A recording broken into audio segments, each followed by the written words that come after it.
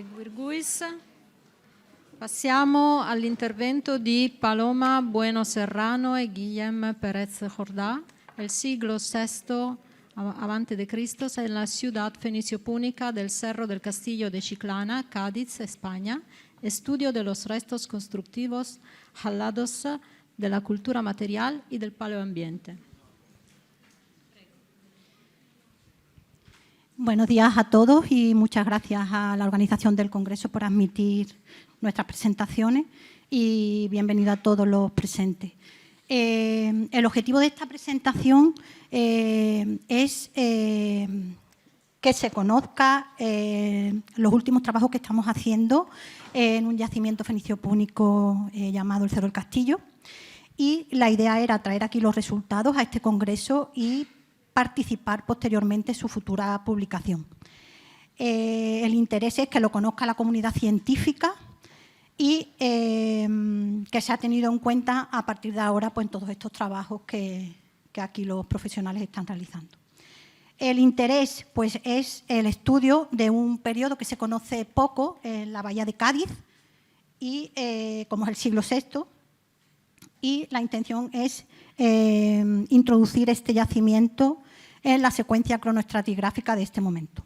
El Cerro del Castillo se encuentra situado en el Océano Atlántico, al suroeste de la península ibérica y muy próximo a Cádiz. Tan solo dista unos 20 kilómetros, muy cerca del puerto de Santa María, donde se encuentra el Castillo de Doña Blanca, y de San Fernando, con sus famosos alfares púnicos. Como se puede observar en este modelo digital terrestre, en la antigüedad se encontraba muy cerca de la costa, en la margen izquierda de un río, el río Iro, allí donde precisamente se estrecha su cauce, controlando la vía natural de acceso hacia la campiña gaditana. Este cerro tenía una altura de 29 metros sobre el nivel del mar, cumpliendo perfectamente el patrón de asentamiento fenicio.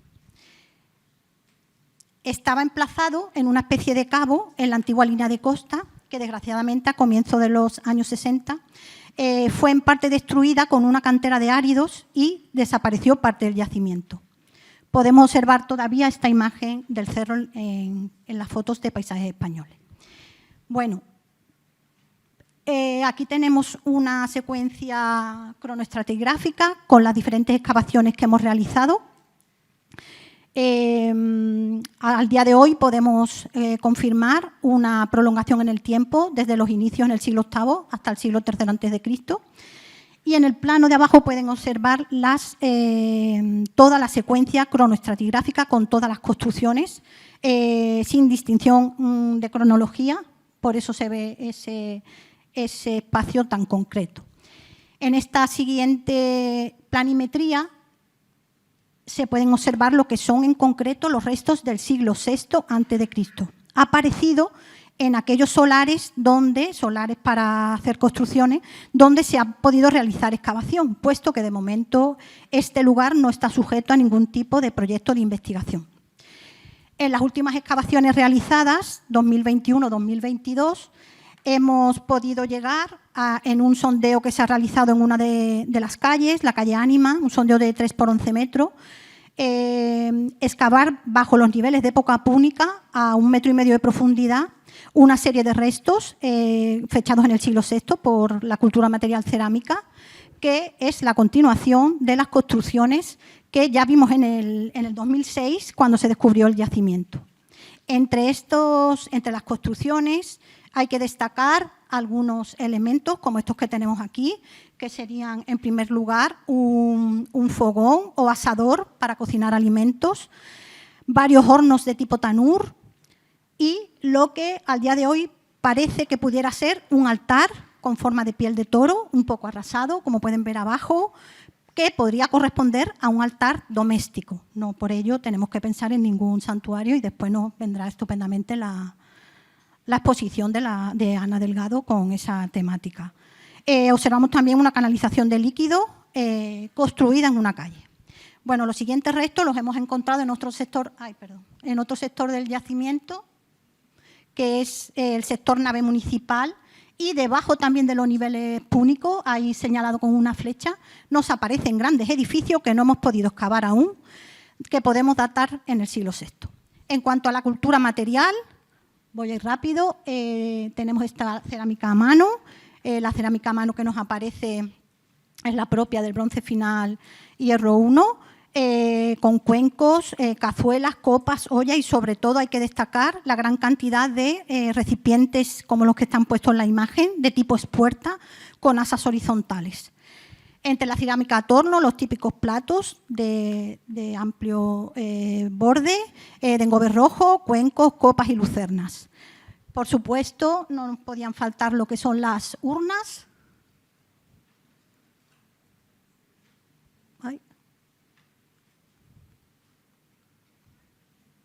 Ay, que está allá, pero no pasan. Ha quedado parado. Dale tú ahí. Ahora. Vale, las urnas con decoración pintada polícroma.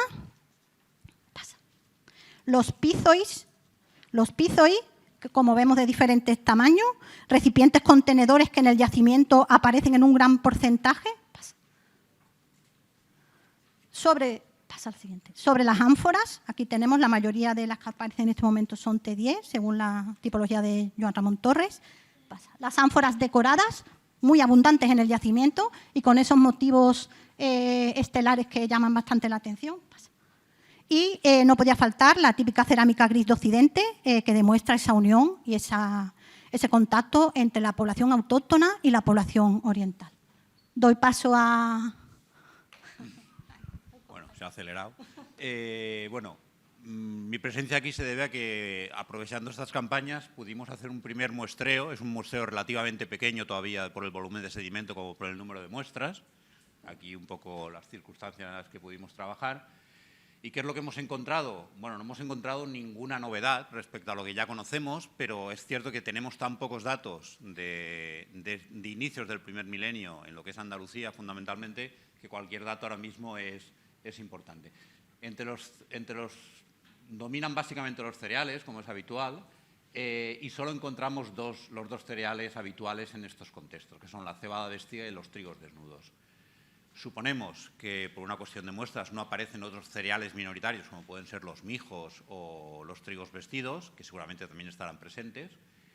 Y lo único que queremos destacar es la importancia que parece tener, el peso que parece tener los trigos desnudos. Son cereales más exigentes y que solo dan porcentajes relativamente altos cuando los suelos del entorno son de buena calidad, que es un poco lo que sucede en el entorno de este yacimiento.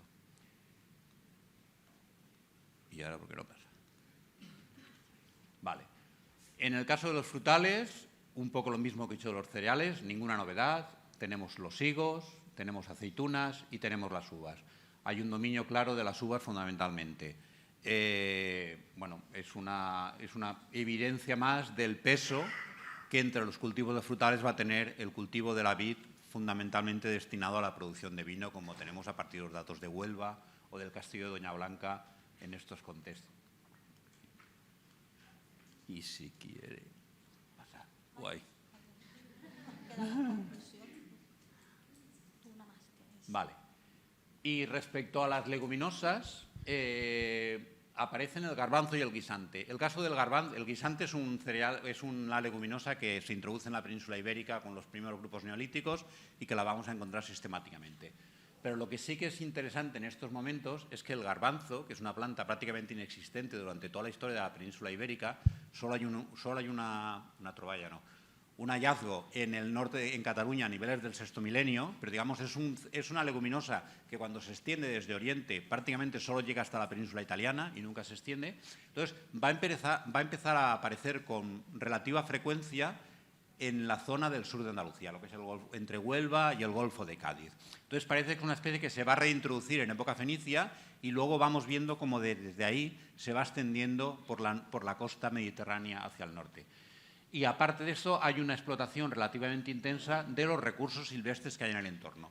Fundamentalmente los piñones, que son muy abundantes por los suelos arenosos, y los garbanzos y las bellotas que veis aquí.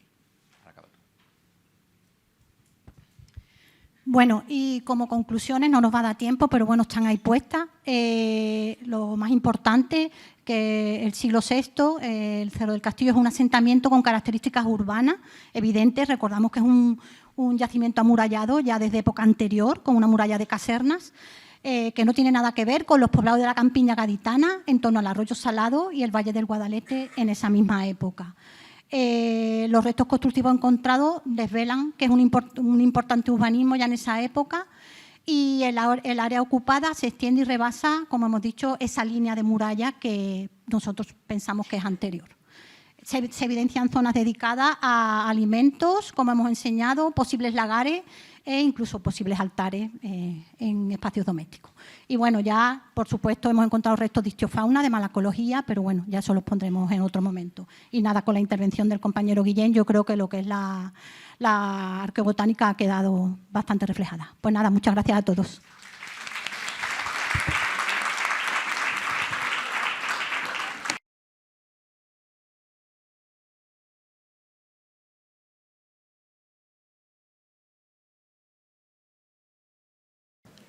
Presentiamo ora Ana Delgado Hervás, Rituales en torno a la casa en el mundo fenicio y púnico.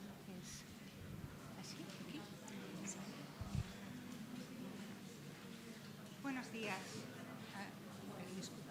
No, prefiero este. No funciona. Bueno, ¿se me oye bien? ¿Sí? Vale. Verter sustancias y depositar objetos son prácticas rituales bien conocidas en el mundo fenicio. Se han relacionado con acciones de propiciación, protección o conmemoración.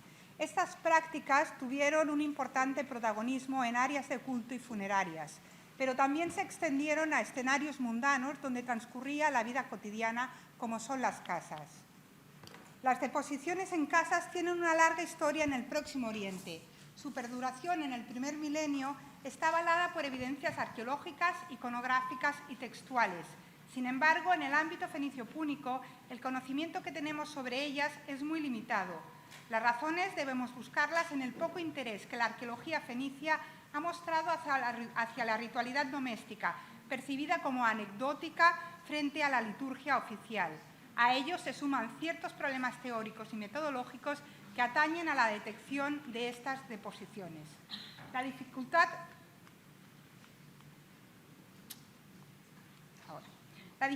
mayor se encuentra en las materialidades que intervienen en estas prácticas, que en ocasiones no presentan diferencias con las utilizadas en la vida cotidiana. Sirva de ejemplo uno de los depósitos localizados en uno de los templos de Mozia.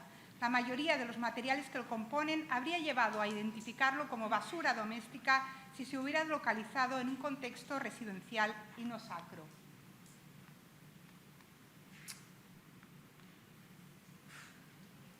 Ahora, esta dificultad se intensifica por la reluctancia en otorgar significados simbólicos, mágicos o religiosos a restos materiales localizados fuera de contextos sacros, en favor de interpretaciones de carácter funcional y utilitario. Este rechazo contribuye decisivamente a invisibilizar la ritualidad en los contextos domésticos y ha provocado, en no pocas ocasiones, una interpretación errada de estos ámbitos.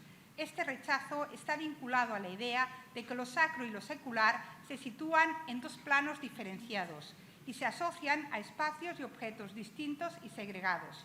Sirva, sin embargo, como contrapunto crítico estos altares domésticos de casas contemporáneas. Numerosos trabajos han demostrado que estas visiones responden a una mirada moderna y racional del mundo, ajena a las cosmologías de la mayoría de las comunidades humanas del pasado, incluidas las fenicio-púnicas, en las que lo mágico, lo sagrado y lo cotidiano se solapan y entrelazan. En el estudio que aquí presentamos, hemos incorporado el concepto de depósito estructurado a la hora de identificar y analizar el significado de ciertas deposiciones peculiares. Se trata de una herramienta conceptual que rehuye de la dicotomía sagrado-profano, utiliza elementos diagnósticos múltiples y pone el acento en el hábitus que estructura la acción de la deposición y no solo en el material o el espacio en el que se encuentra depositado. A la luz de esta herramienta analítica, hemos releído algunas evidencias arqueológicas procedentes de contextos domésticos de asentamientos fenicios del sur de Iberia. El primer espacio analizado es Morro de Mezquitilla, donde se han identificado depósitos rituales asociados con la fundación y construcción de varios edificios domésticos. Estas deposiciones fueron realizadas a lo largo de la vida del asentamiento, pero son especialmente numerosas en las primeras estructuras domésticas complejas erigidas en este enclave que datan de inicios del siglo VIII. La delimitación y erección de nuevos hogares debió ser un momento de especial significación en los primeros tiempos de la diáspora, lo que permite entender esta concentración de depósitos en las fases más antiguas. A través de celebraciones y rituales, grupos llegados a tierras occidentales expresaron la apropiación de nuevos espacios y paisajes y fijaron memorias de un momento trascendente. El tipo de materialidades depositadas sugiere que, asimismo, estas celebraciones y rituales tuvieron una intencionalidad protectora y propiciadora, no solo dirigida a garantizar la estabilidad de la construcción, sino también a proteger a quienes habitaban el edificio. Este carácter propiciatorio y benefactor se expresa especialmente a través del recipiente seleccionado, en la mayoría de los casos un vaso culinario. La elección de ollas de cocina como material de deposición ritual es común en el mundo fenicio púnico. La encontramos tanto en ámbitos residenciales como en espacios funerarios y santuarios. Su protagonismo ritual se relaciona con el potencial simbólico que atesoran, que las convierte en agentes de primer orden en ciertas prácticas mágicas o litúrgicas. Los vasos culinarios pueden actuar en el ritual como metáforas del sustento cotidiano, garante de la continuidad de la vida y del bienestar de seres y personas. Enterradas en el subsuelo de las casas, pudieron representar ofrendas alimenticias dirigidas a los habitantes del submundo, pero al mismo tiempo también materialidades dotadas del poder de propiciar la abundancia y el elemento necesario para garantizar el bienestar de la casa. En la mayoría de los casos desconocemos los contenidos depositados en estos vasos, pero en una de ellas se depositó, en el caso de Morro, el hueso sacro de un ovicáprido joven. La presencia de restos de animales en los depósitos de construcción es una pauta relativamente común en ámbitos fenicios e indica que el sacrificio animal y el consumo colectivo de carne acompañaron a los rituales celebrados durante la fundación de la casa familiar. Este carácter colectivo debió convertirlas en un acontecimiento relevante para la proyección social de la casa. Junto a estos depósitos ligados al inicio de la casa, se detectan acciones rituales y deposiciones materiales que marcaron otros momentos del ciclo familiar y de la biografía del edificio. El abandono y la demolición de algunas casas fueron momentos que también fueron ritualizados. Así interpretamos lo que Schubart describe como derrumbes intencionales de muros de adobe asociados a lo que él llama conjuntos cerrados de materiales. Una pauta que sugiere una demolición ritualizada de la casa que se acompañó de la deposición sobre el suelo o entre o sobre los derrumbes de ciertos objetos o sustancias utilizados durante las celebraciones sociales que conmemoraron su abandono. Entre los elementos materiales que encontramos depositados destacan recipientes vinculados con la preparación y consumo de alimentos, especialmente con la ingesta de bebidas alcohólicas. Prácticas ritualizadas de demolición asociadas a celebraciones de consumo colectivo han sido también reconocidas en algunos edificios del cercano asentamiento de la Rebanadilla. Asimismo, este tipo de celebraciones se asocian también al cierre de algunas cámaras de la vecina necrópolis de Trayamar o de la necrópolis de Jardín, lo que parece reforzar la idea de que celebraciones colectivas marcaron la muerte de ciertas casas, no solo en el sentido físico del término, el abandono y demolición del edificio, sino también en el sentido social, la muerte de los principales miembros del grupo familiar. Prácticas similares se detectan en otros contextos domésticos fenicios del sur peninsular, que, dada la brevedad exigida, mostraremos aquí de forma muy superficial. Destacamos en este sentido evidencias del teatro cómico de Cádiz, que sugieren la práctica de distintos rituales y ceremonias coincidiendo con el abandono de la casa. Entre ellas destaca la demolición intencional del edificio, el vertido de aceites aromáticos y de líquidos sobre suelos y derrumbes, así como el sacrificio animal asociado a prácticas de consumo colectivo de alimentos. Evidencias de estas prácticas se documentan en la estancia 1 de la unidad doméstica 4, donde se localizó sobre el pavimento una cabeza de bóvido adulto con su cornamenta, asociada a grandes contenedores cerámicos y abundantes restos de fauna. Algunos de los restos óseos mostraban conexión anatómica y carecían de marcas de carnívoros, lo que indicaría una rápida cubrición tras su deposición que se produjo justo antes del cierre y abandono de la casa. Estas pautas deposicionales sugieren que no estamos ante simple basura doméstica, sino ante restos relacionados con prácticas rituales realizadas en el momento de su abandono y que implicaron el sacrificio animal, la ofrenda cárnica y probablemente su consumo junto a otros alimentos y bebidas. Cráneos o cornamentas de bóvidos se conocen también en otros depósitos de abandono del mundo fenicio-púnico, como es el caso del edificio 5 de Rebanadilla. Otro asentamiento en el que se conocen tanto depósitos de construcción como depósitos de abandono es el Cerro de Alvillar. Respecto a los primeros, destacaremos aquí la evidencia procedente del edificio 3-4, donde en la esquina de una de las habitaciones y bajo el suelo se localizó un conjunto de restos faunísticos integrado principalmente por 3 cerdos infantiles casi completos, así como por porciones de otros 2 cerdos sacrificados en edad juvenil. Menos conocidos son los rituales de abandono y terminación documentados en distintos ámbitos residenciales. Destacamos aquí el que se produjo en la Casa 2 con el cierre ritualizado de la estancia 7 mediante un sellado de cantos rodados en parte de la habitación. En esta casa también se observó la demolición ritual de las paredes que conformaban la estancia principal del edificio, la habitación 2, y la deposición sobre el derrumbe de adobes de 2 botellitas de aceite intencionalmente rotas y una pieza de plomo. Los depósitos constituyen memorias materiales de prácticas rituales y celebraciones dirigidas tanto a la protección y bienestar de la casa como a su proyección social y política en el seno de la comunidad. Se vinculan temporalmente con los principales hitos en la biografía de las casas, su construcción, renovación y abandono, lo que parece relacionarlos con la conmemoración y ritualización de las principales transiciones en el ciclo vital familiar. Asimismo, nos muestran que la casa constituyó un escenario ritual de primer orden en el mundo fenicio-púnico y que a ella se extendieron muchos de los gestos, materialidades y prácticas rituales que tradicionalmente asociamos con contextos sacros y funerarios. Muchas gracias por vuestra atención.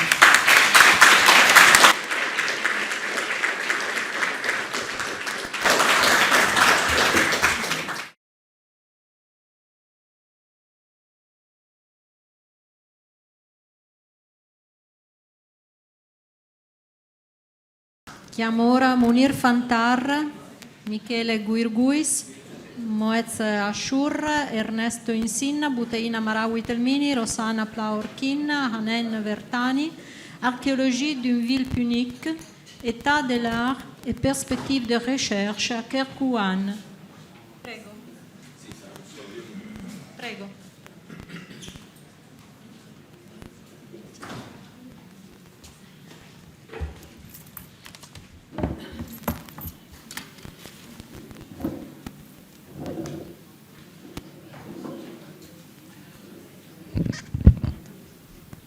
Bonjour, chers collègues et amis.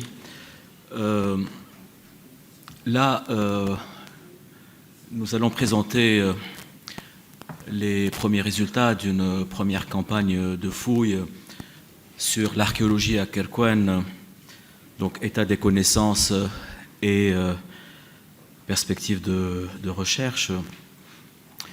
Ce sont des résultats préliminaires dans le cadre d'un projet de coopération entre l'Institut national du patrimoine de Tunis et l'Università degli Studi di Sassari. C'est un projet qui s'inscrit dans une tradition de longue date, une tradition de coopération qui remonte à plus de 40 ans maintenant. Et je rappelle que la coopération dans le domaine des études phéniciennes et puniques entre la Sardaigne et la Tunisie a 57 ans, bientôt 60 ans. Donc c'est vraiment énorme. Alors ce projet s'articule autour de 2 axes. Le premier, c'est la reconnaissance du VIe siècle, le VIe siècle présent mais très peu connu. Et le deuxième axe, c'est la punicité de Kerkhoen et son rapport avec la composante autochtone. Donc l'autochtonie à Kerkhoen est un axe prometteur. Les fouilles que nous avons entrepris au mois de juillet dernier, c'est la première campagne de fouilles, c'est un peu dans la continuité stratigraphique des zones ou des espaces qui sont déjà fouillés à Kerkhoen, c'est-à-dire 4e, milieu 3e siècle avant Jésus-Christ. Alors, vous allez voir que les résultats sont prometteurs et je passe la parole à mon collègue et ami Michele Guirguis pour vous présenter ces premiers résultats. Merci Monique. Parlerò in italiano.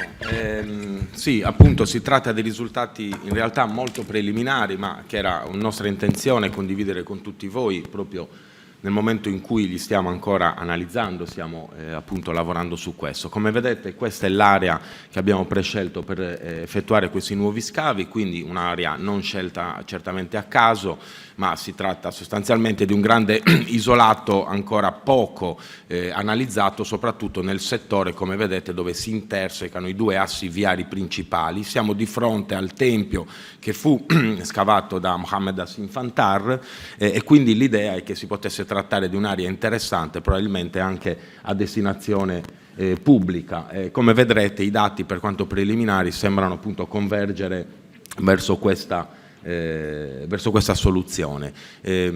Abbiamo trovato delle tracce naturalmente di una frequentazione anche relativa alla prima epoca romana, ma veramente molto superficiale e molto come dire appunto legata sicuramente a una frequentazione come dire un po' occasionale. Lo scavo non è certamente concluso, non è terminato, abbiamo potuto approfondire solo in alcuni settori di questo importante ambiente.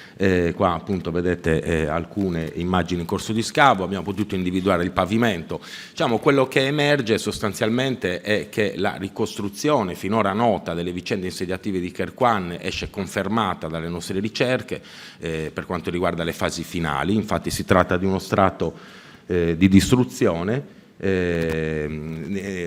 dentro il quale abbiamo trovato tutti quegli elementi che costituivano un ambiente sicuramente affacciato appunto su una delle strade principali e che è caratterizzato da una presenza veramente notevole di stucchi decorati con sia delle gole egizie, come potete vedere, molto interessanti, ma anche delle cornici rientranti, quindi sicuramente diciamo un po', ecco, fare una battuta, è come se avessimo scavato una stele però in formato reale, in 3D. Naturalmente dovremmo lavorare per capire quale era stata l'articolazione reale di questo ambiente e studiare tutti gli elementi di cultura materiale individuati. Qua vedete appunto un piccolo deposito di monete, sicuramente appunto abbandonate sul posto, che abbiamo prontamente fatto restaurare, un restauro preliminare. Adesso proseguiremo con la loro analisi e lo studio del quale abbiamo incaricato la dottoressa Fadwa Bouajar.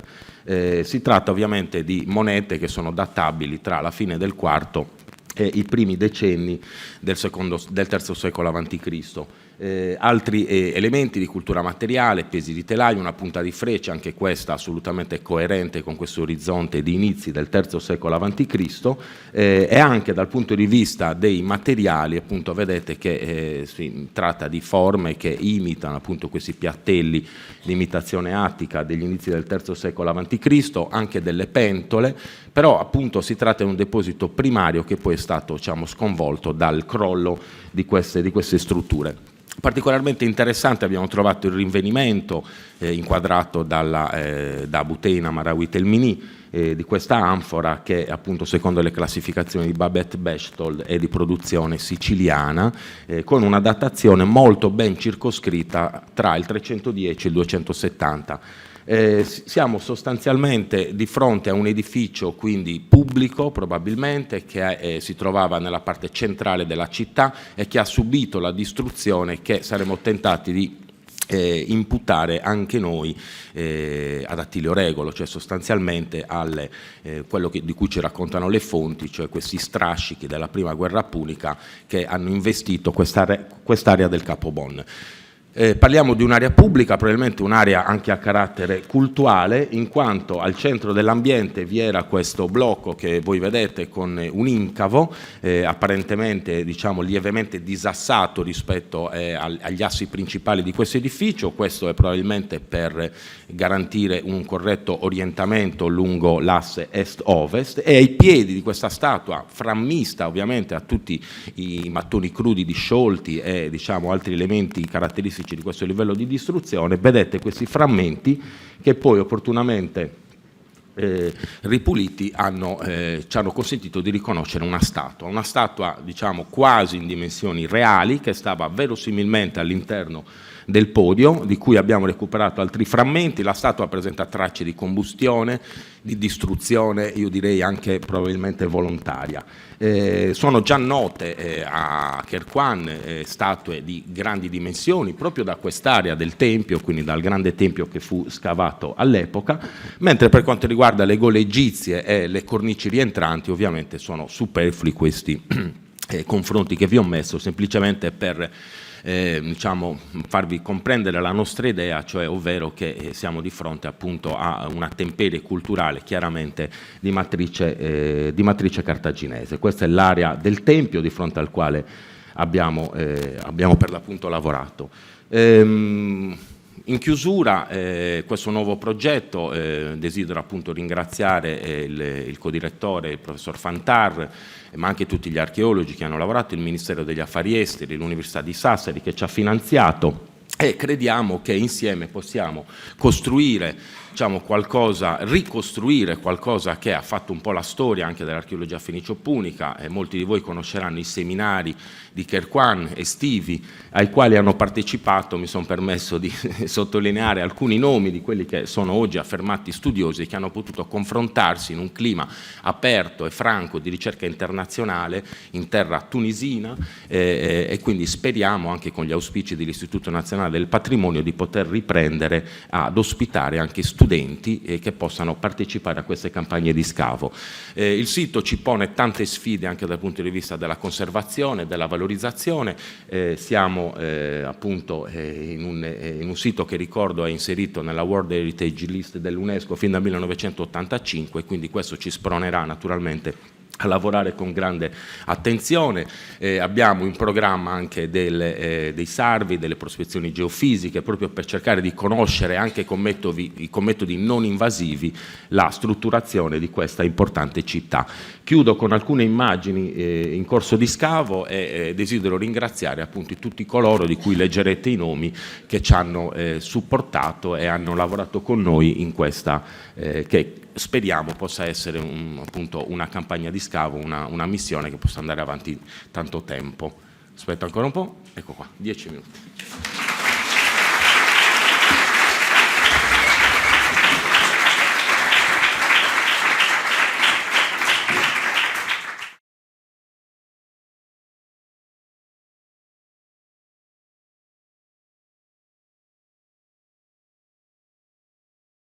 Glenda Graziani Extabarri, Marco Aurelio Esquembre Bebia, Jorge Hernández Egea, Bernia Sanz Quite, José Ramón Ortega Pérez. Los contextos estratigráficos y materiales de época púnica de Joan Planels 3 Ibiza. Gracias. Buen día. Para pasar el listo, ¿cuál es el...? Buen día. Presentamos unos resultados de las excavaciones que se realizaron en el 2003 Son unas excavaciones dirigidas por Glenda Graziani, en un proyecto también de Glenda Graziani, y bueno, que codirigidas por mí y por un equipo que en ese momento estuvimos excavando. En realidad ahora hemos retomado esos estudios por diversas razones, por las características y la importancia del yacimiento, y lo que los vamos a presentar aquí. Es un yacimiento muy interesante, tiene por varios motivos, sobre todo por tres fundamentales, y los vamos a presentar en este caso. Primero, por su situación, está a caballo entre lo que sería la zona del área portuaria, área industrial, y lo que sería la famosa necrópolis de Puig-des-Molins. Está en un punto estratégico. Esa es una de las características. La segunda característica son por el conjunto de las estructuras especialmente interesantes que nos pueden definir un paisaje de una zona determinada en un momento determinado del urbanismo de la ciudad. Y luego, otra importancia no menor es el conjunto de materiales excepcionales que dio esta intervención. El conjunto de materiales los presentaremos en otro capítulo, en otra exposición que haremos más tarde, porque es imposible poder presentarlos ahora. El yacimiento en sí, aunque lo vamos a desarrollar, está estructurado por un muro fundamental, y tenemos un espacio de alguna manera abierto, pavimentado, que nos organiza también el terreno, y luego una trama urbana que vamos a explicarlo con más detalle. Bueno, ¿se me escucha? Vale. Vale, pues vamos a empezar a explicar por los diferentes ámbitos los diversos estratos que se han identificado de época púnica. La primera que vamos a explicar es el ámbito B. Como veis, es un espacio de planta rectangular en la cual se han identificado tres estratos. La primera, la UE24, que es uno de los estratos donde más materiales se han hallado, y también donde más materiales de importación, muy diversos, que van desde producciones gaditanas, como por ejemplo la ánfora tipo campamentos numantinos, materiales ibéricos, como cántaros, y campanienses. Luego, cabe destacar también la presencia de una placa de terracota, una moneda ebusitana del siglo II y una hucha casi completa.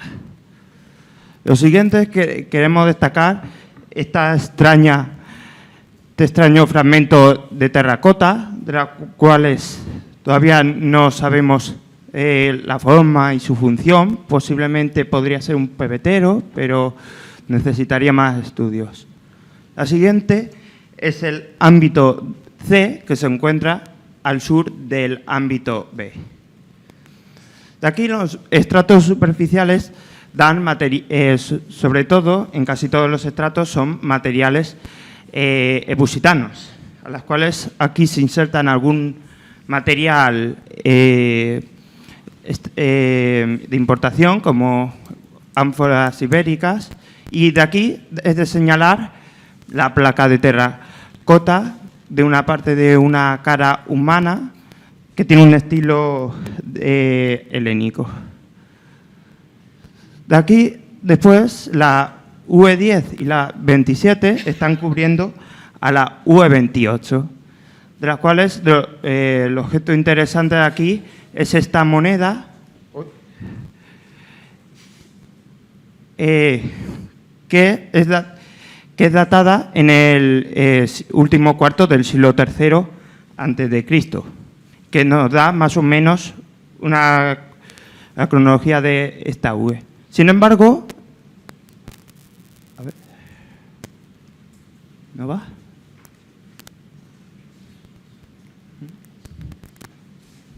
Sin embargo, el estrato lo más interesante de este ámbito es este depósito, la UE44, la cual está rompiendo parte del muro sur del ámbito B y que está formado principalmente por un gran vaso de cerámica de cocina que parece ser que fue roto intencionalmente, acompañado de otros elementos en materiales como ánforas ebusitanas o, por ejemplo, un pivote de ánfora de un adreselo. Aquí esto es. Luego, el siguiente, en el ámbito F, como veis, una sala de planta cuadrangular al oeste del ámbito B, en las cuales se han encontrado mucha evidencia del trabajo alfarero, como por ejemplo se observan en piezas cerámicas retorcidas, vitrificadas, con defectos de cocción, un posible separador de horno, y esta pieza de adobe con impronta de cañas, de las cuales ya se han encontrado algunos similares en el taller alfarero de Figueretes 13, donde Joan Ramón lo identifica, lo atribuye a posibles elementos estructurales del horno. Luego, también destacar aquí de unos depósitos, de unos estratos que están situados justamente debajo de la UE109, el muro, y del pavimento, de las cuales queremos destacar la UE65, que estaría vinculado a posiblemente al trabajo alfarero, donde se han individuado 3-4 ánforas P17, una P23 y una Dresel 1 a iniciales. Este contexto, por los materiales, se han datado en torno a inicios del segundo siglo antes de Cristo, en la segunda mitad, y que concuerda con los contextos que se están encontrando en el Mediterráneo occidental, entre los cuales el más cercano y con más paralelo es uno de los rituales fundacionales de Valencia, donde aparecen los mismos materiales ánforicos. Y luego, antes de finalizar, queremos destacar otros elementos púnicos que, sin embargo, han sido encontrados en otros estratos del yacimiento, pero que estaban revueltos o contaminados o en época ya romana, tardorromana. Y es significativo que justamente los más relevantes y mejor conservados se encuentren en estos estratos, como por ejemplo las dos inscripciones votivas, luego este interesante molde de terracota con representación de los monumentos funerarios nefés, luego esta cabeza de hombre barbudo y esta plato de pescado campaniense, que es de los vasos mejor conservados. Luego, para finalizar, pues bueno, hay que evidenciar que, claro, como se ha dicho antes, estamos ubicados en un sector del antiguo barrio industrial de Ibiza, pero ya en los límites, casi en los límites con la necrópolis del Puig, de Molins.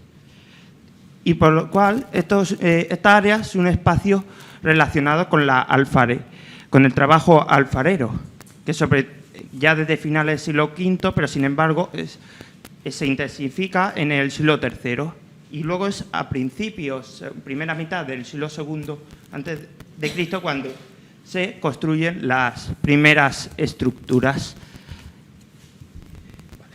Las primeras estructuras que luego que pueden estar relacionadas, ser áreas de trabajo y también de residencia, y que fueron abandonadas en la segunda mitad del siglo II, a la cual se podría vincular al depósito que antes he dicho de la UE44, quizás un posible depósito de abandono, de amortización del edificio. Y claro, y luego toda esta área ya parece haber un cierto abandono y no vuelve a ocuparse hasta época romana, donde ya vuelve a recuperarse ese trabajo alfarero. Muchas gracias. Esto es todo, amigos.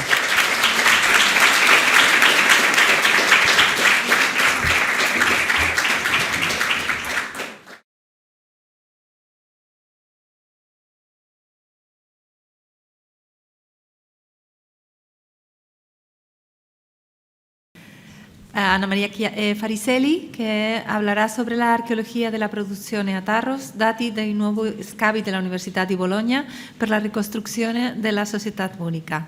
Muchas gracias. Grazie. Grazie.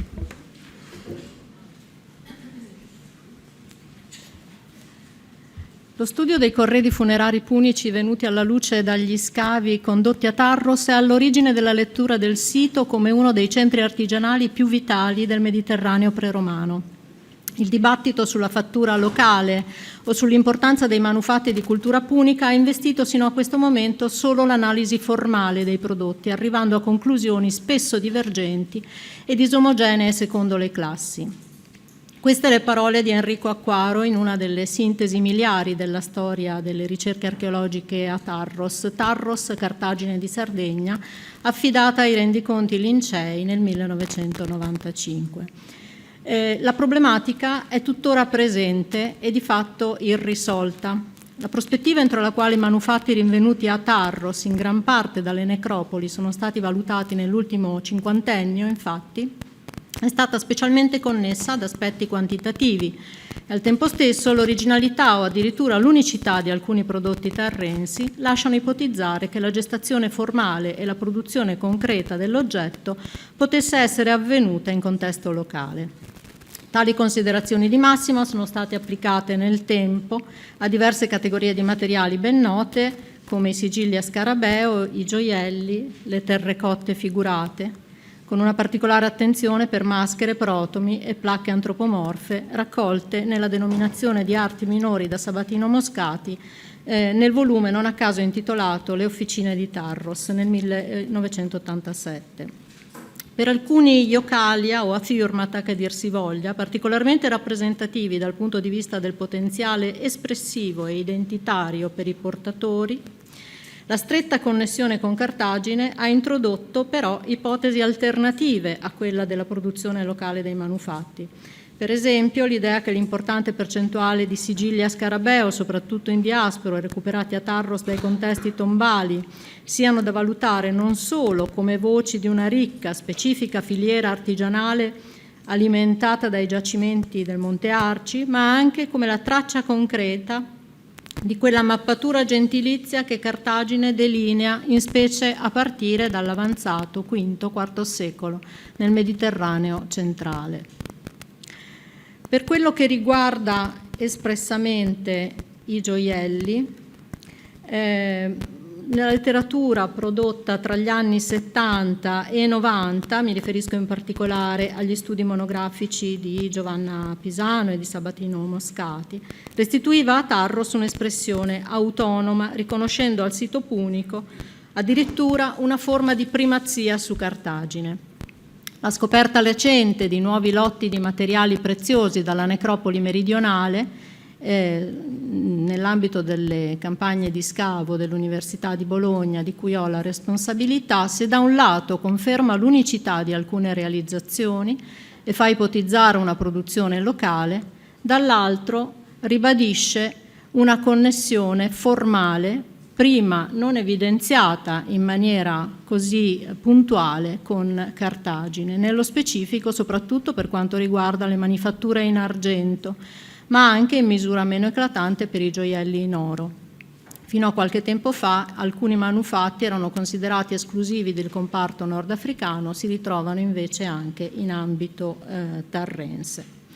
Ulteriori dati su attività di lavorazione, anche se del tutto preliminari, si aggiungono dagli scavi che l'Università di Bologna sta svolgendo nell'Istmo Sacco-Driola, la stretta lingua di sabbia che connette la collina di San Giovanni e la sede urbana sul Golfo di Oristano con l'estrema propaggine della penisola del Sinis.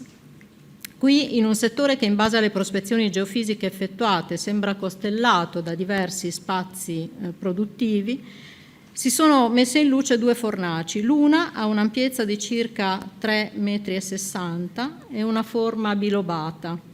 Si compone di un coronamento in pietrame basaltico e arenaceo che la delimita a sud-ovest e sembra avere il vano di alimentazione rivolto verso nord-est. La struttura della camera di combustione, ovvero la base della camera di cottura, Si caratterizza per essere formata da mattoni concotti con superficie piano convessa di dimensioni variabili fra i 15 e i 20 cm di lunghezza, insieme a panetti in argilla arrossati dal fuoco che si trovano anche nello strato di presumibile abbandono della stessa. Questi potevano fungere da componenti del tramezzo e da supporti per la suola forata, che ancora non si è individuata, mentre alcuni, di dimensioni più piccole a sezione rettangolare, paiono corrispondere alla funzione di distanziatori. La fornace maggiore è inoltre affiancata a sud-est da un muro a schiena d'asino che probabilmente delimita il vano di accesso alla camera di combustione, quindi al focolaio. La camera di combustione è caratterizzata da una camicia in argilla che la fodera completamente, con il risultato di apparire chiaramente come un rivestimento concotto. E sul piano in luce, in posizione arretrata rispetto al bordo della camera di combustione, da questo separati da un'intercapedine rivestita d'argilla, si evidenziano 2 lacerti convessi dell'originaria copertura o forse dello zoccolo della stessa, qualora potessimo dimostrare che la cupola provvisoria e ricostruibile utilizzata per completare il cosiddetto laboratorio si componesse anche di pannelli refrattari pertinenti al tipo dei tabuna. La seconda fornace, qui intanto vedete immagini dei lacerti della copertura e qui della camicia di rivestimento della camera di combustione con i mattoni in posto.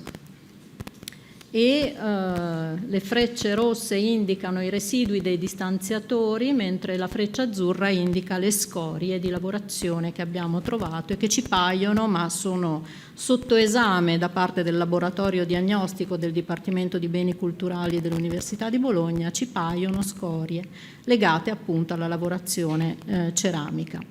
La seconda fornace, più piccola, di 2,47 metri di diametro, ha una camera di combustione di forma circolare, sembra proceduta da un prefurnium aperto verso nord, che in superficie le conferisce la tipica morfologia, per così dire, a toppa di chiave.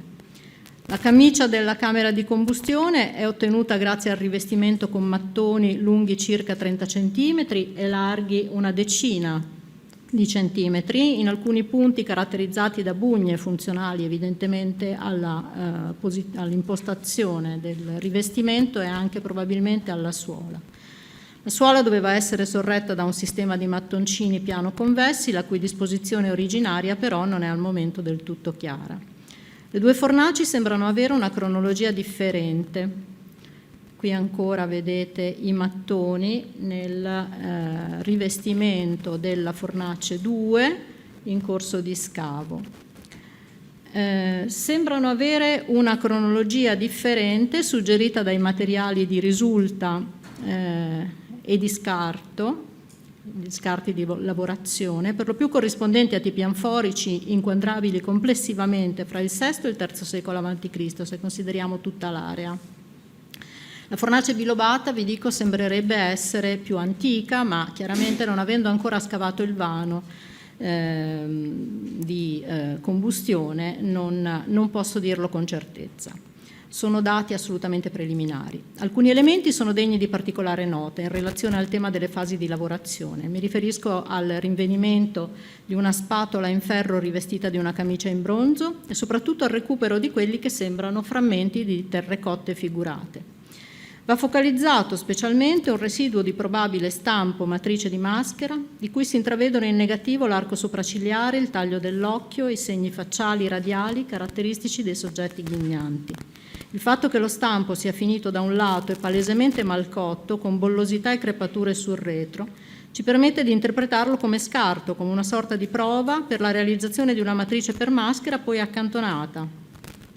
Il recupero di matrici elaborate o pezzi finiti e corrispondenti a maschere femminili quanto a tematiche sileniche in vari punti della città è già documentato, ma questo dato ci fornisce qualche ipotesi a proposito della manifattura di placche o maschere di fase arcaica. Di specifico risalto, infine, è il recupero in associazione con le anfore malcotte o i residui delle stesse di anfore di altra provenienza, nordafricana o siculo-punica, e di ceramica comune da mensa e da fuoco, riferibile forse alle esigenze degli artigiani che verosimilmente nei pressi di questi contesti di lavorazione dovevano avere spazi abitativi e commerciali. La scoperta, inquadrabile per confronto diretto nelle consuetudini produttive del Mediterraneo centrale, dati gli assai prossimi riferimenti moziesi e nordafricani, è di notevole rilevanza rispetto all'obiettivo di identificare gli orientamenti del mercato locale e di far luce una volta per tutte sulle diverse specificità artigianali di Tarros nel contesto delle peculiarità produttive dei principali centri punici del Mediterraneo centrale. Grazie.